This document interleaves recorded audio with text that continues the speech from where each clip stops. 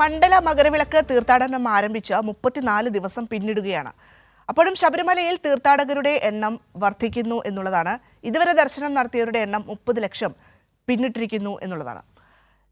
മനീഷ ചേരുന്നുണ്ട് സന്നിധാനത്ത് നിന്നും വിശദാംശങ്ങളുമായി. മനീഷ, ഓരോ ദിവസം ചെല്ലുന്തോറും ആളുകളുടെ എണ്ണമൊക്കെ വർദ്ധിച്ചു വരുന്ന ഒരു സാഹചര്യം. ഇന്നലെ മാത്രം 89,000-ലധികം ആളുകൾ എത്തിയിട്ടുണ്ട്. നിലവിൽ 30 ലക്ഷം ആളുകൾ മല ചവിട്ടി എന്നുള്ളതാണ് അറിയാൻ സാധിക്കുന്നത്. എങ്ങനെയൊക്കെയാണ് വിവരങ്ങൾ? എങ്ങനെയാണ് അവിടെയുള്ള വിശേഷങ്ങൾ? Bhadra, good morning Bhadra.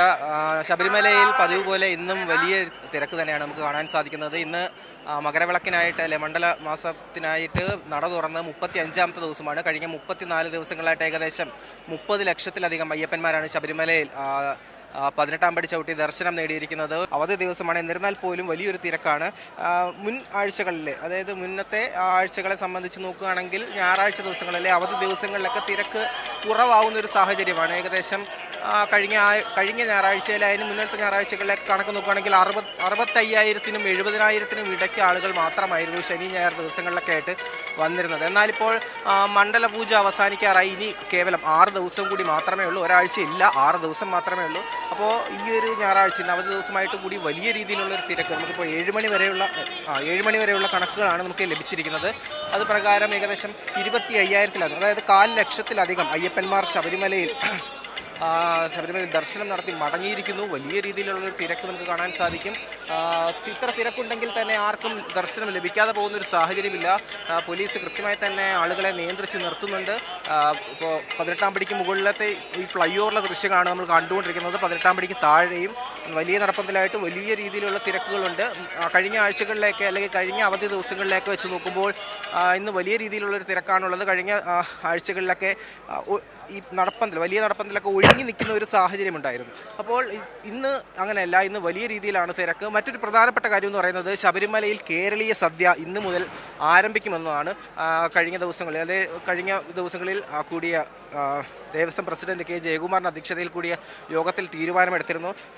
ആദ്യം തന്നെ, അതായത് ഈ മണ്ഡലമാസം ആരംഭിച്ചപ്പോൾ തന്നെ കേരളീയ സദ്യ കൊടുക്കാൻ തീരുമാനിച്ചിരുന്നതാണ്. എന്നാൽ കരാറുകാരുമായിട്ടുള്ള ചില നിയമ പ്രശ്നങ്ങൾ അല്ലെങ്കിൽ നിയമ വ്യവസ്ഥകളുമായിട്ട് ബന്ധപ്പെട്ടിട്ടാണ് ഇത്രയും താമസിച്ചത്. എന്നാൽ ഇന്നു മുതൽ ശബരിമലയിൽ കേരളീയ സദ്യ ആരംഭിക്കുമെന്നാണ് ഏറ്റവും പ്രത്യേകത.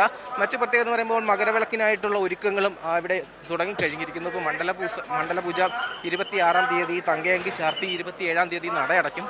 ശേഷം 3 ദിവസം നടയടച്ച് അമ്പലം അടച്ചിടും. ശേഷം 30-ാം തീയതി വൈകിട്ടോടെ മകരവിളക്ക് പൂജകൾക്കായി അല്ലെങ്കിൽ മകരവിളക്കിനായിട്ട് നട തുറന്ന് ഉള്ള ഒരുക്കങ്ങൾ അത് എല്ലാം ധൃതിയായിട്ട് തന്നെ അല്ലെങ്കിൽ കൃത്യതയോടെ തന്നെ ഇവിടെ നടന്നു പോകുന്നുണ്ടെന്നുള്ള കൂടുതൽ പോലീസുകാരെ ആ സമയങ്ങളിലേക്ക് വിന്യസിപ്പിക്കും. പരിശോധനകൾ ശക്തമാക്കും. മറ്റൊന്നെന്ന് പറയുന്നത് കാനന പാതകളിലൂടെയുള്ള അയ്യപ്പന്മാരുടെ വരവാണ്. പുല്ലുമേട് വഴിയുള്ള അയ്യപ്പന്മാരുടെ എണ്ണത്തിലും വലിയ രീതിയിലുള്ള വർധനമാണ് ഉണ്ടായിരിക്കുന്നത്. കഴിഞ്ഞ ദിവസങ്ങളിൽ ഇത്തരത്തിൽ ഏകദേശം 5,000 പ്രതിദിനം 5,000-ഓളം അയ്യപ്പന്മാരാണ് പുല്ലുമേട് കാനനപാത വഴിയുള്ള ശബരിമലയിലേക്ക് എത്തിച്ചേരുന്നത്. എന്നാൽ അതിൽ ചെറിയൊരു നിയന്ത്രണം ഏർപ്പെടുത്തിയിട്ടുണ്ട്. സ്പോട്ട് ബുക്കിംഗ്, കാനനപാതയിൽ സ്പോട്ട് ബുക്കിംഗ് വഴി എത്തുന്നവർക്ക് പ്രതിദിനം 1000 പേർക്കായിരിക്കും ശബരിമലയിലേക്ക് പ്രവേശിക്കാൻ അനുമതി ലഭിക്കുക, അല്ലെങ്കിൽ പാസ് ലഭിക്കുക.